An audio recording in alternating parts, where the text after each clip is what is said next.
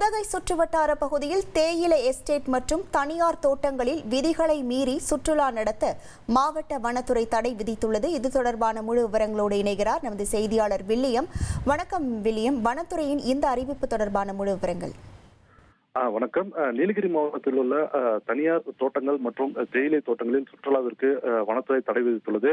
குறிப்பாக உதகை அருகே உள்ள அங்கர்போர்டு என்னும் பகுதியில் தனியாருக்கு சொந்தமான தேயிலை தோட்டம் உள்ளது. அங்கு தொங்கும் பாலத்தை கடந்து ஒரு பழங்கால பங்களாவும் அமைந்துள்ளது.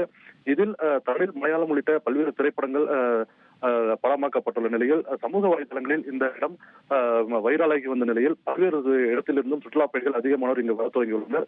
இதனால் தேயிலை தோட்ட நிர்வாகம் சுற்றுலா பயணிகளுக்கு உள்ளே நுழைய 100 ரூபாயும், அத்துமீறி நுழைபவர்களுக்கு அபராதமும் விதித்து வருவதாக நீலகிரி மாவட்ட வன அலுவலருக்கு தகவல் தெரிவிக்கப்பட்டது. இந்த தகவலின் அடிப்படையில் சம்பவ இடத்துக்கு விரைந்து சென்ற வனத்துறையினர் சம்பவத்தை உறுதி செய்து அப்பகுதியில் சுற்றுலாவிற்கு தடை விதித்து அதே போல அந்த நிர்வாகத்திற்கு 1 லட்சம் ரூபாய் அபராதம் விதித்துள்ளனர்.